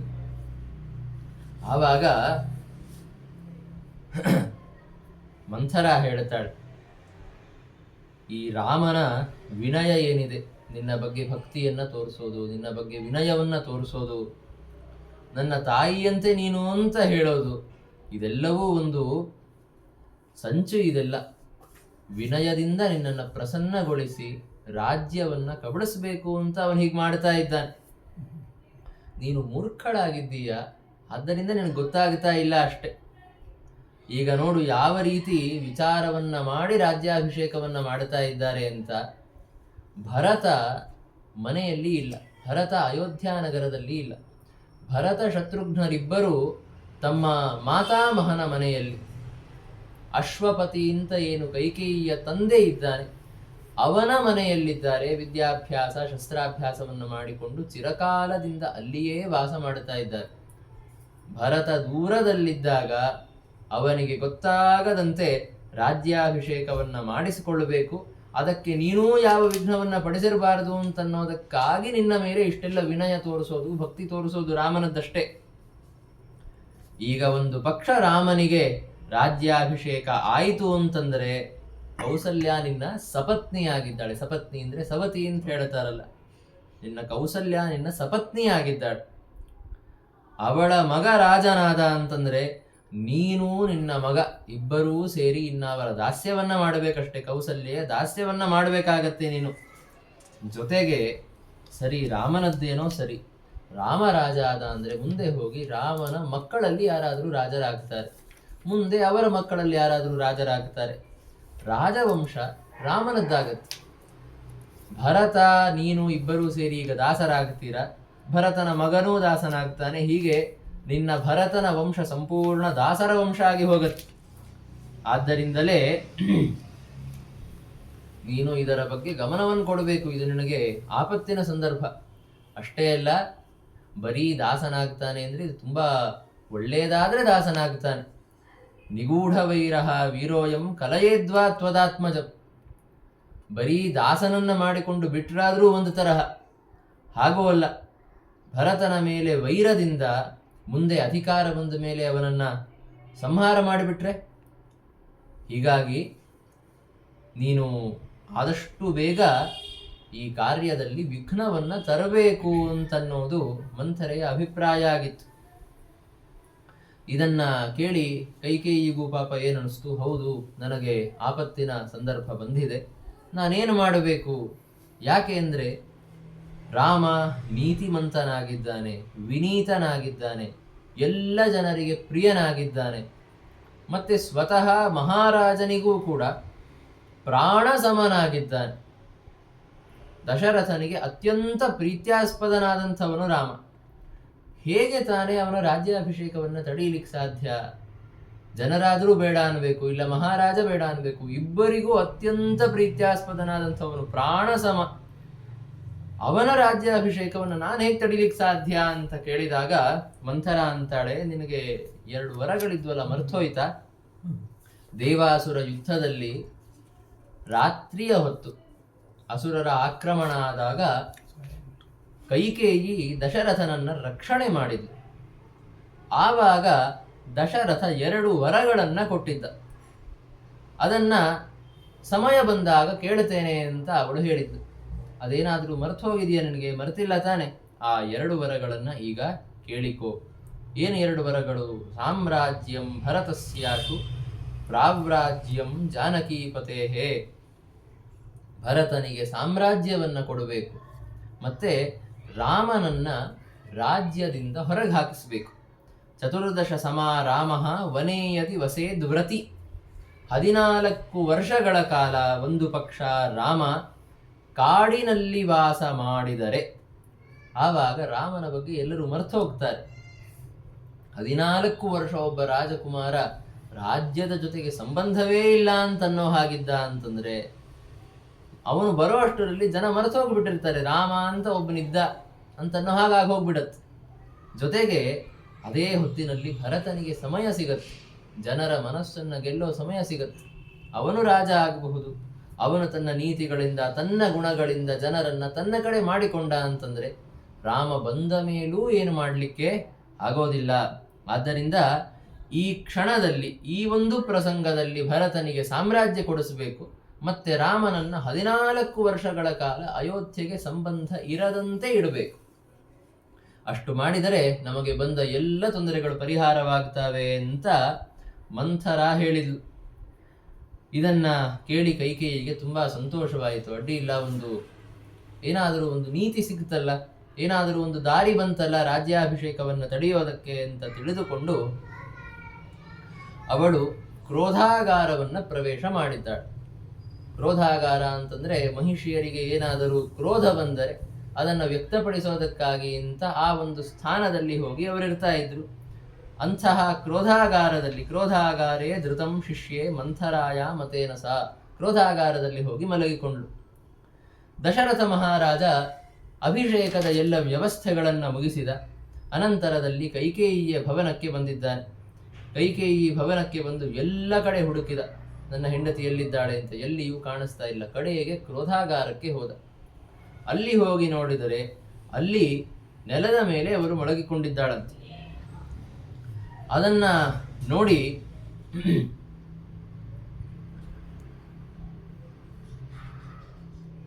ದಶರಥ ಮಹಾರಾಜ ಹೇಳುತ್ತಾನೆ, ಏನಾದರೂ ಸಿಟ್ಟು ಬಂದಿದ್ರೆ ಹೇಳು, ಅಥವಾ ನಿನಗೇನಾದರೂ ತೊಂದರೆಯಾಗಿದ್ರೆ ಆ ತೊಂದರೆಯನ್ನು ಪರಿಹಾರ ಮಾಡುತ್ತೇನೆ, ಏನಾದರೂ ಬೇಕು ಅಂತ ಇದ್ದರೆ ಹೇಳು, ಅದನ್ನು ನಾನು ನಿನಗೆ ಕೊಡುತ್ತೇನೆ, ಆದರೆ ಈ ರೀತಿ ಕ್ರೋಧವನ್ನ ಮಾಡಿಕೊಳ್ಳಬೇಡ ಅಂತ ದಶರಥ ಮಹಾರಾಜ ಪ್ರೀತಿಯಿಂದ ಹೇಳಿದ. ಆವಾಗ ಕೈಕೇಯಿ ಎದ್ದು ತನ್ನ ವರಗಳ ಬಗ್ಗೆ ಹೇಳುತ್ತಾಳೆ. ನಾನು ನಿಮ್ಮನ್ನ ಒಂದು ಬಾರಿ ರಕ್ಷಣೆ ಮಾಡಿದ್ದೆ, ಆವಾಗ ನೀವು ನನಗೆ 2 ವರಗಳನ್ನ ಕೊಟ್ಟಿದ್ರಿ, ನೆನಪಿದೆ ಅಲ್ವಾ ಅಂತ ಕೇಳಿದ್ರು. ಹೌದು ನೆನಪಿದೆ, ಅದನ್ನ ಕೇಳು, ನಾನು ಅದನ್ನ ಪರಿಪೂರ್ಣ ಮಾಡುತ್ತೇನೆ ಅಂತ ದಶರಥ ಅಂದ. ಆವಾಗ ಅವಳು ವರಗಳನ್ನ ಕೇಳುತ್ತಾಳೆ. ಅನೇನೈವ ಉದ್ಯಮೇನಾದ್ಯೆ ಭರತಃ ಅತ್ರ ಅಭಿಷಿಚ್ಯತಾಂ, ಚತುರ್ದಶ ರಾಮ ಯಾಪ್ಯತಾಂ ಚ ವನಂ ಪ್ರತಿ. ಈಗ ಏನು ರಾಜ್ಯಾಭಿಷೇಕದ ಉದ್ಯಮ ಪ್ರಾರಂಭ ಆಗಿದೆ, ರಾಜ್ಯಾಭಿಷೇಕದ ತಯಾರಿಗಳು ನಡೆದಿವೆ. ಈ ತಯಾರಿಗಳು ನಿಲ್ಲೋ ಅವಶ್ಯಕತೆ ಇಲ್ಲ. ಕೇವಲ ರಾಮನ ಅಭಿಷೇಕ ಬೇಡ, ಭರತನ ಅಭಿಷೇಕ ಆಗಲಿ. ತಯಾರಿಗಳೆಲ್ಲ ಹೀಗೆ ನಡೆಯಲಿ, ಆದರೆ ಅಭಿಷೇಕ ಮಾತ್ರ ಭರತನದ್ದಾಗಬೇಕು. ಮತ್ತೆ ರಾಮ ಏನ್ ಮಾಡಬೇಕು ಅಂದರೆ ಅವನು 14 ವರ್ಷ ಕಾಡಿ ಹೋಗಬೇಕು ಅಂತ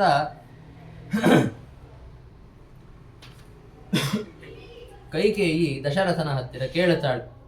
ಇದನ್ನ ಕೇಳಿದ ಕೂಡಲೇ ದಶರಥ ಮೂರ್ಛಿತನಾಗಿ ಬಿಟ್ಟನಂತೆ, ಭೂಮಿಯ ಮೇಲೆ ಬಿದ್ದು ಮೂರ್ಛಿತನಾದ.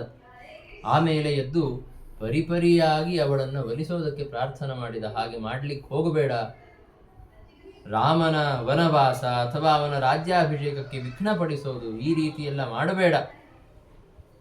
ಜೊತೆಗೆ ಭರತಸ್ಯಾಸಿ ಜನನಿ ಭಾರ್ಯಾಮೇ ಅಶ್ವಪತೇಹೇ ಸುತ ತ್ರಯಾಣಾಮಪಿ ನಃ ಕೀರ್ತಿಂ ಧಾರ್ಮಿಕಾಣಾಂ ನಿಗೃಂತಸಿ ಅಂತ. ನೀನು ಭರತನಂತಹ ಧಾರ್ಮಿಕನ ತಾಯಿಯಾಗಿದ್ದೀಯ, ನನ್ನಂತಹ ಧಾರ್ಮಿಕ ಮಹಾರಾಜನ ಧರ್ಮಪತ್ನಿಯಾಗಿದ್ದೀಯ, ಮತ್ತೆ ಅಶ್ವಪತಿಯಂತಹ ಧಾರ್ಮಿಕನಾದ ಒಬ್ಬ ವ್ಯಕ್ತಿಯ ಮಗಳಾಗಿದ್ದೀಯ. ನೀನು ಈ ತರಹದ ದುಷ್ಕೃತ್ಯವನ್ನ ಮಾಡಿದರೆ ನಿನಗೆ ಸಂಬಂಧಪಟ್ಟ 3 ಜನ ಧಾರ್ಮಿಕ ಪುರುಷರೇನಿದ್ದಾರೆ ಅವರ ಕೀರ್ತಿಗೆ ಕಲಂಕ ಬಂದಂತಾಗತ್ತೆ. ಆದ್ದರಿಂದ ಈ ರೀತಿ ಮಾಡಬೇಡ. ಜೊತೆಗೆ ಭರತ ಮತ್ತೆ ರಾಮ ಇಬ್ಬರೂ ನನಗೆ ಸಮಾನರಾಗಿದ್ದಾರೆ. ಭರತನಿಗಿಂತಲೂ ಹೆಚ್ಚು ರಾಮನೇ ನನ್ನ ಸೇವೆ ಮಾಡ್ತಾನೆ ಅಂತೆಲ್ಲ ಹೇಳ್ತಾ ಇದೆಯಲ್ಲ, ಈಗ ಯಾಕೆ ರಾಮನ ಬಗ್ಗೆ ಇಷ್ಟು ಕ್ರೋಧ ಬಂದಿದೆ? ಆಮೇಲೆ ರಾಮ ಯಾವ ತಪ್ಪನ್ನು ಮಾಡಿಲ್ಲ. ಏನಪ್ಪ ಅವನು ತಪ್ಪು ಮಾಡಿದ್ದಾನೆ ಅಂದರೆ ಕಾಡಿಗೆ ಕಳಿಸೋದ್ರಲ್ಲಿ ಅರ್ಥ ಇದೆ. ಅವನು ಏನೂ ತಪ್ಪು ಮಾಡಿಲ್ಲ. ಅಂತಹ ರಾಮನನ್ನ ಕಾಡಿಗೆ ಕಳಿಸಿ, ಮತ್ತೆ ಅವನ ಧರ್ಮಪತ್ನಿಯಾದಂತಹ ನನ್ನ ಸೊಸೆಯಾದ ಸೀತೆ ಇದ್ದಾಳೆ, ಅವಳು ರಾಮನನ್ನ ಬಿಟ್ಟು ಅಯೋಧ್ಯೆಯಲ್ಲಿ ಒಬ್ಬಂಟಿಯಾಗಿರೋದನ್ನು ನಾನು ನೋಡ್ಲಿಕ್ಕೆ ಸಾಧ್ಯ ಇಲ್ಲ ಅಂತ ದಶರಥ ಮಹಾರಾಜ ಹೇಳ್ತಾನೆ. ಜೊತೆಗೆ ಇನ್ನೊಂದು ಮಾತನ್ನ ಹೇಳಿದ ಅವನು. ಅದರ ವರ್ಣನೆ ವಾಲ್ಮೀಕಿ ರಾಮಾಯಣದಲ್ಲಿ ಬರುತ್ತೆ. ಯದಿ ಮೇ ರಾಘವ ಕುರ್ಯಾತ್ ವನಂ ಗಚ್ಚೇತಿ ಚೋದಿತಃ ಪ್ರತಿಕೂಲಂ ಪ್ರಿಯಂ ಮೇ ಸ್ಯಾನ್ ನತು ವತ್ಸಃ ಕರಿಷ್ಯತಿ ಅಂತ. ನಾನು ರಾಮನಿಗೆ ಹೋಗಿ ಕಾಡಿಗೆ ಹೋಗು ಅಂತ ಹೇಳುತ್ತೇನೆ, ಅಭಿಷೇಕ ಬೇಡ, ಅಭಿಷೇಕ ಭರತನಿಗೆ ಮಾಡುತ್ತೇವೆ, ನೀನು ಕಾಡಿಗೆ ಹೋಗು ಅಂತ ಹೇಳುತ್ತೇನೆ. ಇದನ್ನ ಕೇಳಿ ಒಂದು ಪಕ್ಷ ರಾಮ, ಏನಾದರೂ ಹುಚ್ಚಿಡಿದಿದೆಯಾ ನಿಮಗೆ, ನಾನೆಲ್ಲ ಕಾಡಿಗೆ ಹೋಗೋದಕ್ಕಾಗೋದಿಲ್ಲ, ಅಭಿಷೇಕವನ್ನು ನಿಲ್ಲಿಸ್ಲಿಕ್ಕಾಗೋದಿಲ್ಲ ಅಂತ ನನಗೇ ಪ್ರತಿಕೂಲವಾಗಿ ನಿಂತುಕೊಂಡು ಬಲಾತ್ಕಾರದಿಂದ ಅಭಿಷೇಕವನ್ನ ಮಾಡಿಸಿಕೊಂಡ್ರೆ ಅದು ನನಗೆ ಸಂತೋಷವೇ. ಆದರೆ ನತು ವತ್ಸಹ ಕರಿಷ್ಯತಿ, ನನ್ನ ಪ್ರಿಯನಾದಂತಹ ರಾಮ ಯಾವತ್ತಿಗೂ ಹಾಗೆ ಮಾಡೋದಿಲ್ಲ. ನಾನು ಕಾಡಿಗೆ ಹೋಗು ಅಂತ ಹೇಳಿದರೆ ಒಂದು ಮಾತನ್ನೂ ಅದರ ಪ್ರತಿಯಾಗಿ ಆಡದೆ ಅವನು ಕಾಡಿಗೆ ಹೋಗಿಬಿಡ್ತಾನೆ. ಆದ್ದರಿಂದ ಈ ರೀತಿ ಮಾಡಬೇಡ ಅಂತ 10 ಬಾರಿ ಹೇಳಿದ. ಆದರೆ ಕೈಕೇಯಿ ಅದನ್ನ ಒಪ್ಪುತ್ತಾ ಇಲ್ಲ. ಕೈಕೇಯಿಯ ಭವನದಲ್ಲಿಯೇ ಆ ರಾತ್ರಿಯನ್ನ ಕಳೆದಿದ್ದಾನೆ ದಶರಥ ಮಹಾರಾಜ. ಪ್ರಭಾತ ಕಾಲದಲ್ಲಿ ಸುಮಂತ್ರ ಅಲ್ಲಿಗೆ ಆಗಮಿಸಿದ. ಯಾಕೆ ಅಂತಂದರೆ ಸೂರ್ಯೋದಯಕ್ಕೆ ಸರಿಯಾಗಿ ರಾಮದೇವರ ರಾಜ್ಯಾಭಿಷೇಕ ಇದೆ. ಸೂರ್ಯೋದಯಕ್ಕೆ ಅಭಿಷೇಕ ಆಗಬೇಕು ಅಂತಂದರೆ ದಶರಥ ಏಳಬೇಕು, ಸಿದ್ಧ ಆಗಬೇಕು. ಅದಕ್ಕಾಗಿ ಎಲ್ಲ ಋಷಿಗಳು ಅವನನ್ನು ಕಳಿಸಿದ್ರು, ಹೋಗು ದಶರಥನನ್ನ ಕರೆದುಕೊಂಡು ಬಾ ಅಂತ. ಸುಮಂತ್ರ ಕೈಕೇಯಿಯ ಅಂತಃಪುರದಲ್ಲಿ ಬಂದ ದಶರಥನನ್ನ ಎಬ್ಬಿಸೋದಕ್ಕೆ ಅಂತ. ಬಂದು ದಶರಥನ ಸ್ತೋತ್ರವನ್ನ ಮಾಡುತ್ತಾನೆ. ಸ್ತೋತ್ರವನ್ನ ಮಾಡುತ್ತಾ ಎಲ್ಲ ಸಾಮಂತ ಮಹಾರಾಜರು ಮತ್ತೆ ಮಂತ್ರಿಗಳು, ಎಲ್ಲ ಪ್ರಜೆಗಳು, ಜೊತೆಗೆ ಎಲ್ಲ ಜ್ಞಾನಿಗಳು, ಪುರೋಹಿತರು ರಾಜ್ಯಾಭಿಷೇಕಕ್ಕಾಗಿ ಇಂಥ ಸಿದ್ಧರಾಗಿ ನಿಂತುಕೊಂಡಿದ್ದಾರೆ.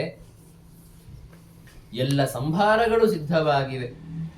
ಮತ್ತೆ ವಸಿಷ್ಠಾದಿ ಮಹರ್ಷಿಗಳು ಗಡಿಬಿಡಿ ಮಾಡ್ತಾ ಇದ್ದಾರೆ, ಆದಷ್ಟು ಬೇಗ ಕರೆದುಕೊಂಡು ಬಾ, ರಾಜ್ಯಾಭಿಷೇಕ ಆಗಬೇಕು, ಮುಹೂರ್ತ ಹೋಗ್ತಾ ಇದೆ ಅಂತ ಹೇಳ್ತಾ ಇದ್ದಾರೆ. ಆದ್ದರಿಂದ ನೀನು ಆದಷ್ಟು ಬೇಗ ಸಿದ್ಧ ಆಗಬೇಕು. ಜೊತೆಗೆ ರಾಮ ಕೂಡ ಸ್ವಸ್ತ್ಯಯನಾದಿಗಳನ್ನ, ಸ್ವಸ್ತಿವಾಸನಾದಿಗಳನ್ನ ಮಾಡಿಕೊಂಡು ತನ್ನ ಪತ್ನಿಯಾದಂತಹ ಸೀತೆಯ ಜೊತೆಗೆ ಅಲಂಕೃತನಾಗಿ ಅಭಿಷೇಕಕ್ಕಾಗಿ ಸಿದ್ಧನಾಗಿ ನಿಂತಿದ್ದಾನೆ. ಇನ್ನು ಬಾ ಅಂತ ದಶರಥನನ್ನ ಕರೆಯುತ್ತಾನೆ. ಆವಾಗ ದಶರಥನ ಮನಸ್ಸಿನಲ್ಲಿ ಲಜ್ಜಾ ಮತ್ತೆ ಶೋಕ, ತುಂಬಾ ದುಃಖ. ರಾಮದೇವರು ನಿಷ್ಪಾಪರಾದಂಥವರು, ನಿರ್ದೋಷರಾದಂಥವರನ್ನ ಕಾಡಿಗೆ ಕಳಿಸಬೇಕು ಅಂತನ್ನೋದರ ಬಗ್ಗೆ ಅವನಿಗೆ ನಾನು ಕಳಿಸಬೇಕಾಗಿದೆಯಲ್ಲ ಅಂತ ನಾಚಿಕೆ ಮತ್ತೆ ದುಃಖ ಆಗೋದಕ್ಕೆ ಪ್ರಾರಂಭ ಆಯಿತು. ಆದ್ದರಿಂದಾಗಿ ತನ್ನ ಮುಖವನ್ನ ಕೆಳಗೆ ಹಾಕಿಕೊಂಡು ಮೌನವಾಗಿ ಕುಳಿತುಕೊಂಡು ಅವನ ಬಾಯಿಂದ ಮಾತೇ ಬರಲಿಲ್ಲ. ಆವಾಗ ಮತ್ತೆ ಕೈಕೇಯಿನೇ ಹೇಳ್ತಾಳೆ, ಬೇರೆ ಏನಲ್ಲ, ರಾಮದೇವರ ರಾಜ್ಯಾಭಿಷೇಕ ಆಗೋದಿದೆಯಲ್ಲ, ಆದ್ದರಿಂದ ಸ್ವಲ್ಪ ಖುಷಿ ಜಾಸ್ತಿ ಆಗಿದೆ ಮಹಾರಾಜರಿಗೆ. ಆದ್ದರಿಂದ ರಾತ್ರಿ ಇಡೀ ಮಲಗಿಲ್ಲ, ಹೀಗಾಗಿ ಬೆಳಗ್ಗೆ ಸ್ವಲ್ಪ ನಿದ್ದೆ ಬರ್ತಾ ಇದೆ ಅಷ್ಟೇ. ನೀವು ತಲೆ ಕೆಡಿಸ್ಕೋಬೇಡಿ, ರಾಮದೇವರನ್ನ ಬರ ಹೇಳಿ ಅಂತ ಕೈಕೇಯಿ ಹೇಳ್ತಾಳೆ. ಆಗಲಿ ಅಂತ ಸುಮಂತ್ರ ಆ ಪಟ್ಟಣದಿಂದ, ಆ ಕೈಕೇಯಿಯ ಭವನದಿಂದ ಹೊರಗೆ ಬಂದ. ಅಷ್ಟರಲ್ಲಿ ಮಂತ್ರಿಗಳು, ಪುರೋಹಿತರು ಎಲ್ಲ ಬಂದು ಸುಮಂತ್ರನನ್ನ ಅಡ್ಡಗಟ್ಟಿ ಎಲ್ಲಿ ಹೋಗ್ತಾ ಇದ್ದೀಯಾ ಅಂತ ಕೇಳಿದ್ರು. ಏನಿಲ್ಲ, ಸ್ವಲ್ಪ ರಾಮದೇವರನ್ನ ಕರೆದುಕೊಂಡು ಬರೋದಕ್ಕೆ ಹೋಗ್ತಾ ಇದ್ದೇನೆ ಅಂತಂದಾಗ, ತುಂಬಾ ತಡ ಆಗ್ತಾ ಇದೆ, ಮುಹೂರ್ತ ಹೊರಟೋಗತ್ತೆ, ಆಮೇಲೆ ರಾಜ್ಯಾಭಿಷೇಕ ಆಗೋದಿಲ್ಲ, ರಾಮದೇವರನ್ನ ಕರ್ಕೊಂಡು ಬರೋದಿರ್ಲಿ, ಮೊದಲು ಹೋಗಿ ದಶರಥನ ನೆಪ್ಸು ಅಂತ ಮತ್ತೆ ಅವರು ಒತ್ತಾಯ ಮಾಡಿದರು. ಅವನಿಗೆ ಏನ್ ಮಾಡಬೇಕು ಅಂತ ಗೊತ್ತಾಗ್ತಾ ಇಲ್ಲ. ರಾಜ ರಾಮನನ್ನ ಕರೆದುಕೊಂಡು ಬಾ ಅಂತ ಹೇಳ್ತಾ ಇದ್ದಾನೆ, ಪುರೋಹಿತರು ರಾಜನನ್ನ ಎಬ್ಬಿಸು ಅಂತ ಹೇಳ್ತಾ ಇದ್ದಾರೆ. ಇನ್ನೊಂದು ಬಾರಿ ಹೋಗಿ ಎಬ್ಸೋಣ ಅಂತ ಮತ್ತೆ ಕೈಕೇಯಿಯ ಭವನದಲ್ಲಿ ಹೋಗಿ ದಶರಥನನ್ನ ಎಬ್ಬಿಸಿದ, ಸ್ತೋತ್ರ ಮಾಡಿದ. ಆವಾಗ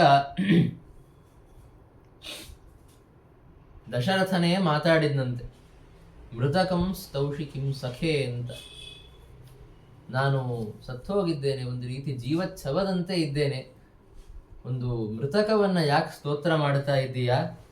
ರಾಮನನ್ನ ಕರೆದುಕೊಂಡು ಬಾ, ಒಂದು ಕ್ಷಣ ಮಾತ್ರಕ್ಕಾದರೂ ಅವನನ್ನು ನೋಡುತ್ತೇನೆ ಅಂತ ದಶರಥ ಮಹಾರಾಜನೇ ಹೇಳಿ ಸುಮಂತ್ರನನ್ನ ಕಳಿಸ್ತಾನೆ.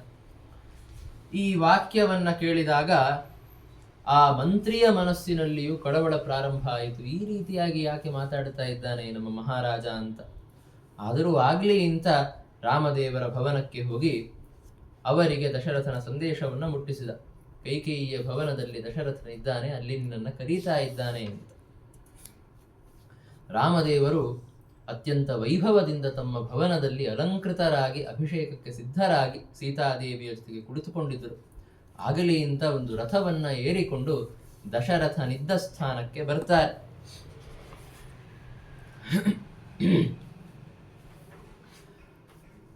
ಅಲ್ಲಿಗೆ ಬಂದು ತಮ್ಮ ತಂದೆಯಾದಂತಹ ದಶರಥನಿಗೆ ಮತ್ತೆ ಕೈಕೇಯಿಗೆ ನಮಸ್ಕಾರವನ್ನ ಮಾಡುತ್ತಾರೆ.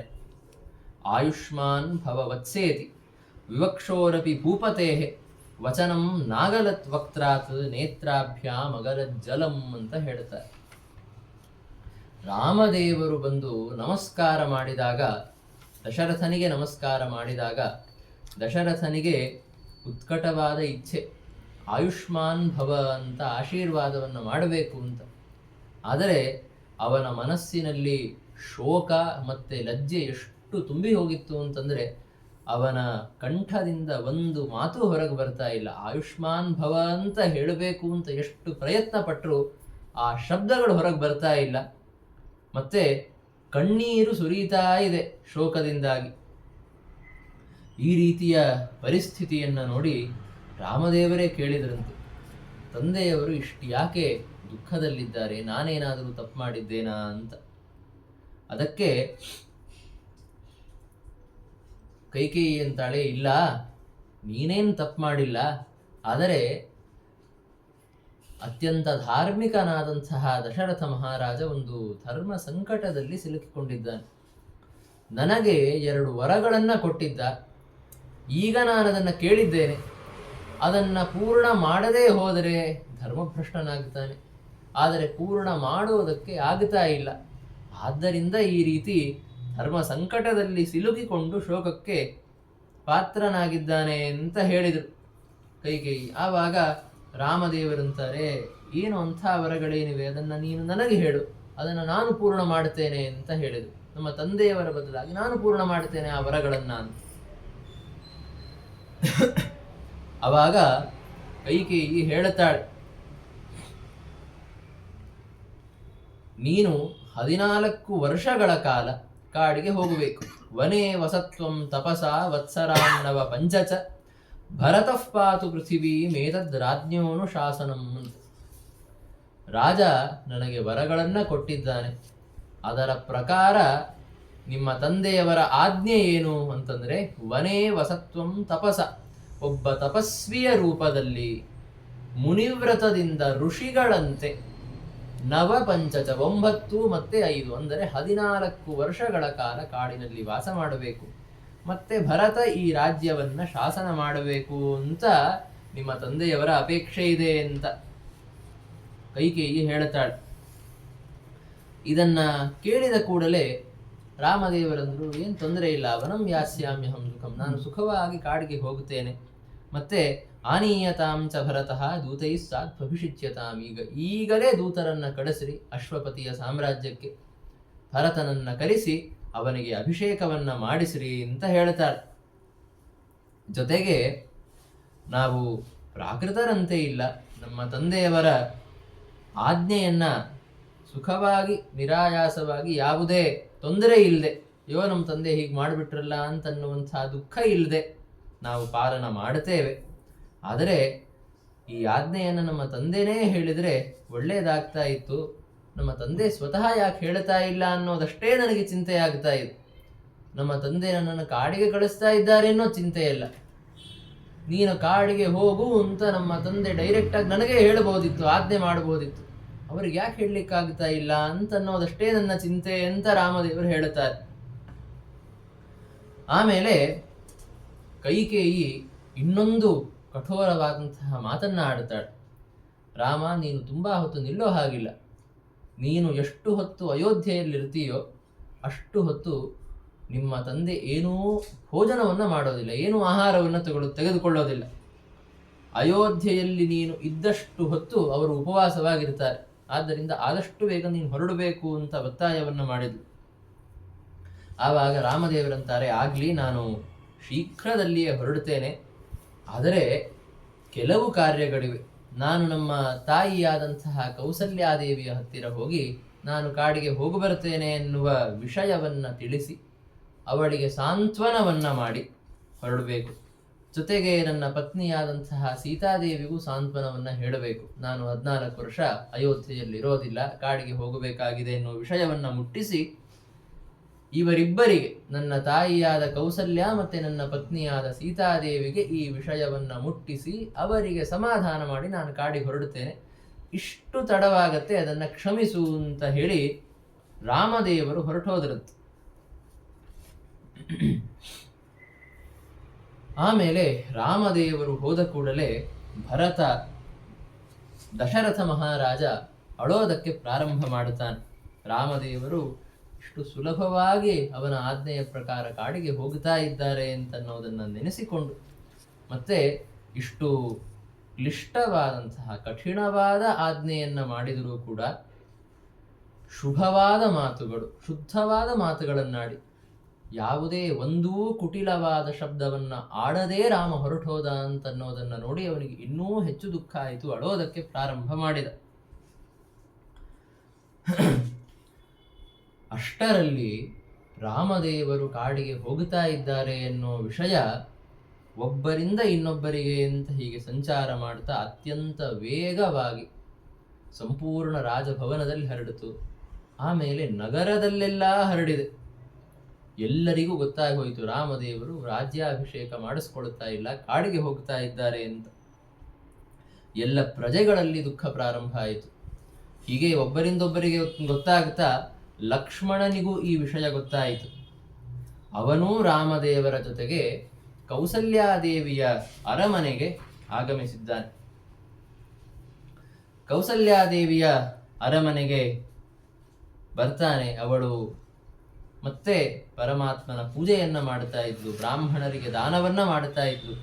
ರಾಮದೇವರ ಅಭ್ಯುದಯಕ್ಕಾಗಿ ಇಂಥ ಒಟ್ಟಾರೆ ಸತ್ಕರ್ಮಗಳನ್ನ ಮಾಡ್ತಾ ಇದ್ಲು. ಅವಳಿಗೆ ಬಂದು ರಾಮದೇವರು ನಮಸ್ಕಾರವನ್ನ ಮಾಡುತ್ತಾರೆ, ಈ ವಿಷಯವನ್ನ ಹೇಳುತ್ತಾರೆ. ಅದೇ ಸಂದರ್ಭದಲ್ಲಿ ಸೀತಾದೇವಿಗೂ ಸಾಂತ್ವನವನ್ನ ಮಾಡಿದಂತಹ ಪ್ರಸಂಗ. ಆಮೇಲೆ ಅವಳ ಪ್ರಾರ್ಥನೆಯಂತೆ ಅವಳನ್ನು ಕರೆದುಕೊಂಡು ಹೋಗೋದಕ್ಕೆ ಸಿದ್ಧರಾಗುತ್ತಾರೆ. ಈ ಎಲ್ಲ ವಿಷಯಗಳು ಮುಂದಿನ ಸರ್ಗದಲ್ಲಿ ನಾವು ನೋಡುವವರಿದ್ದೇವೆ ಈ ವಿಷಯಗಳನ್ನು. ಜೊತೆಗೆ ಇವತ್ತು ನೋಡಿದ ಕಥಾಭಾಗದಲ್ಲಿ ಮುಖ್ಯವಾದ ವಿಷಯಗಳನ್ನು ಸಂಗ್ರಹ ಮಾಡುತ್ತಾರೆ ಶ್ರೀ ರಾಘವೇಂದ್ರ ತೀರ್ಥ ಶ್ರೀಮಚ್ಚರಣರು.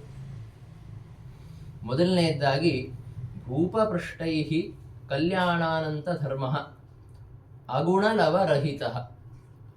ದಶರಥ ಮಹಾರಾಜ ರಾಮನನ್ನ ಯುವರಾಜ ಅಂತ ಮಾಡಬೇಕು ಅಂತ ಇಟ್ಟುಕೊಂಡಿದ್ದೇನೆ ಅಂತ ಹೇಳಿದಾಗ, ನಿಮ್ಮ ಅಭಿಪ್ರಾಯ ಏನು ಅಂತ ಪ್ರಶ್ನೆ ಮಾಡಿದಾಗ ಎಲ್ಲ ವೃದ್ಧರು ಜ್ಞಾನಿಗಳು ಏನಂತ ಹೇಳಿದರು? ರಾಮದೇವರು ಕಲ್ಯಾಣ ಅನಂತ ಧರ್ಮ, ಅನಂತ ಕಲ್ಯಾಣ ಗುಣಗಳಿಂದ ಕೂಡಿದ್ದಾನೆ. ಮತ್ತೆ ಅಗುಣಲವರಹಿತ, ಅಗುಣ ಅಂತಂದರೆ ದೋಷಗಳು, ಅದರ ಲವ ಒಂದು ಸಣ್ಣ ತುಂಡೂ ಇಲ್ಲ, ದೋಷದ ಒಂದು ಸಣ್ಣ ದೋಷವೂ ಇಲ್ಲ ಅಂತ ತಾತ್ಪರ್ಯ. ಹೀಗೆ ನಿರ್ದೋಷನಾದಂಥವನು, ಅನಂತ ಕಲ್ಯಾಣ ಗುಣಗಳಿಂದ ಕೂಡಿದಂಥವನು, ಎಲ್ಲ ಪ್ರಾಣಿಗಳ ಅಂತರಾತ್ಮನಾದಂಥವನು, ಎಲ್ಲ ಪ್ರಾಣಿಗಳ ಅಂತರ್ಯಾಮಿ ಆದಂಥವನು ಅಂತ ಹೀಗೆ ಜ್ಞಾನಿಗಳು ರಾಮನನ್ನ ವರ್ಣನೆ ಮಾಡಿದರು.